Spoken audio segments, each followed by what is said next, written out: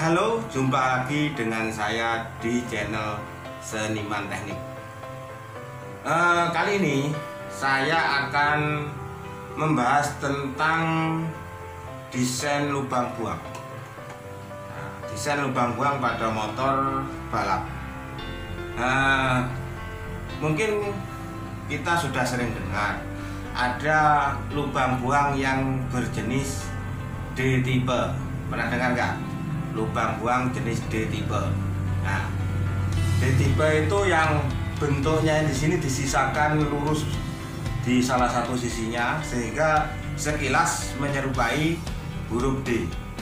Nah, itulah yang sering dikatakan atau disebut lubang buang D tipe.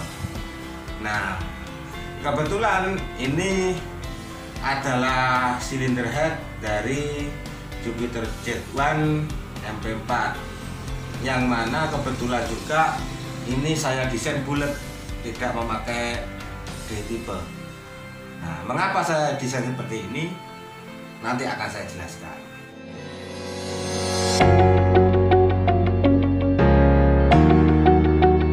Jadi lubang buang itu sangat amat berpengaruh terhadap karakter tenaga. Desain ataupun bentuk lubang buang itu juga mempengaruhi tentunya. Nah, kenapa sih ada model lubang buang knalpot itu yang dibentuk menyerupai huruf D alias D tipe? Keuntungannya apa sih? Nah, mungkin kalian sebagian ada yang pernah melihat di motor tim balap orang-orang itu saat disemprot, wah, lubang buangnya huruf D. Berarti kalau huruf D itu motor bisa kencang. Akhirnya di rumah ikut-ikutan bentuk huruf D. Tapi kalian tidak memahami D tipe pada lubang knalpot fungsinya apa, mekanisme kerjanya bagaimana. Ini perlu diketahui supaya arah modifikasi kita itu berjalan dengan benar. Nah, yuk, D tipe. Nah, ini saya jelaskan ya. D tipe itu adalah desain lubang knalpot yang didesain menyerupai huruf D. Ada salah satu sisi yang membuat ganjalan atau halangan terhadap knalpot. Jadi halangan tersebut semisal dari arah knalpot menuju head itu seolah-olah ada halangan. Nah, tujuannya apa? D tipe itu tujuan dan cara kerjanya adalah membatasi atau memberikan halangan lebih dari gas buang yang masih tersisa di knalpot untuk terhisap lagi itu terhalang. Jadi mesin dalam langkah kerjanya terutama saat overlap, adalah saat klep sama-sama membuka seperti ini misalnya.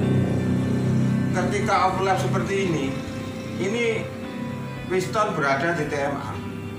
Nah, ketika langkah isap, piston mundur menuju TMB, itu sudah merupakan langkah isap, sudah merupakan awal langkah isap. Ketika langkah isap di masa saat terjadi overlap, maka berhubung klep X ini juga membuka, tentunya saat isap yang dihisap itu bukan murni dari klep in, tetapi juga dari klep F juga terhisap. Sehingga bila mana di knalpot itu ada desain D tipe atau hambatan, maka ketika langkah isap gas buang yang terhisap pada langkah hisap itu minim dibandingkan dengan model yang tanpa D tipe.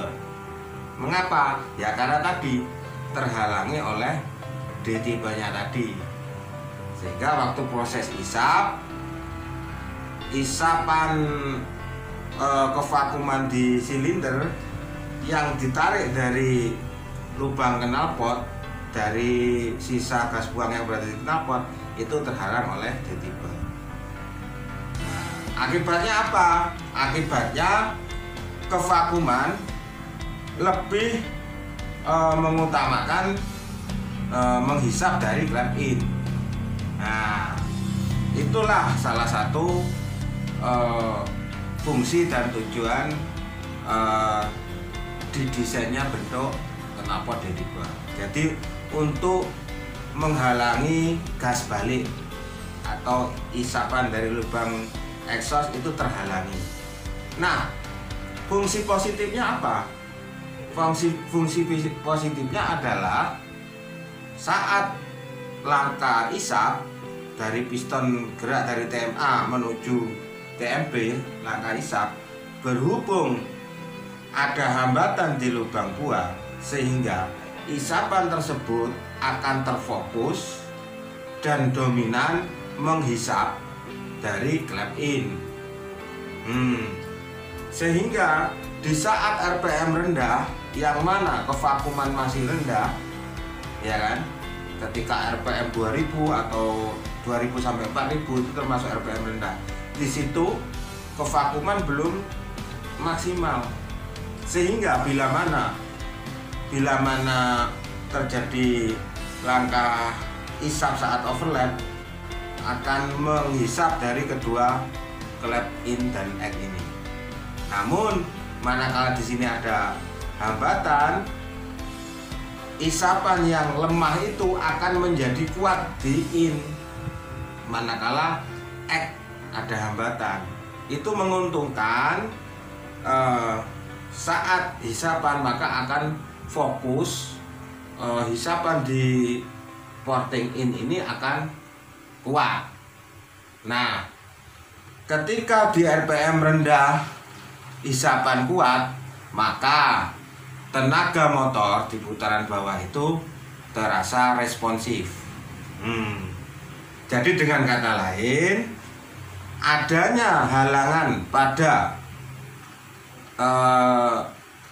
lubang egg dengan dihalangi model D tipe tadi, itu akan mengurangi hisapan di klep in saat langkah hisap klep egg. Jadi hisapan di klep egg itu terkurangi karena D tipe tadi. Maka karena terkurangi sehingga hisapan di klep in semakin kuat. Nah, gitu loh.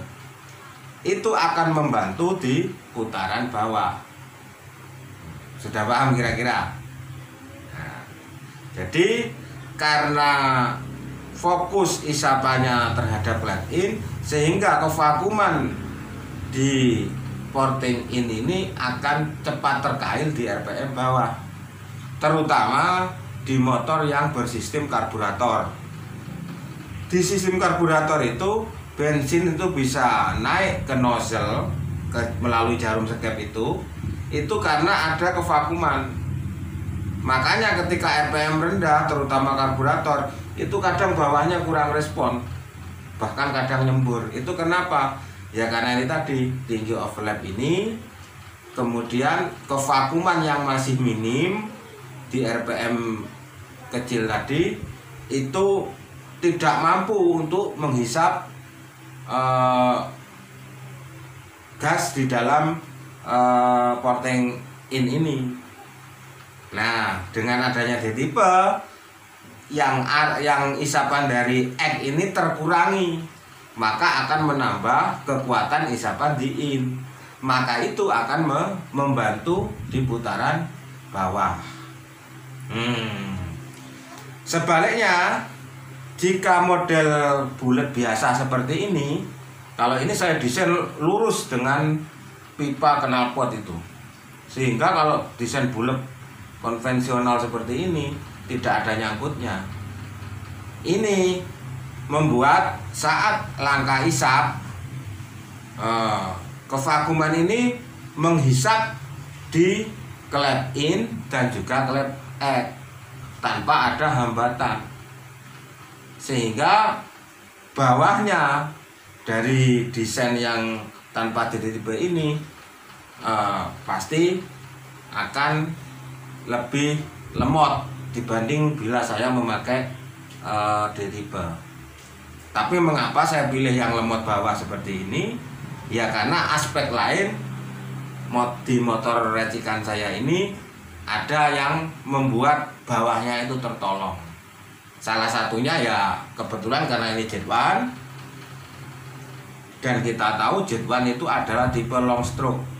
Long stroke itu piston speednya tinggi, sehingga prioritas tenaganya itu bawah menengah.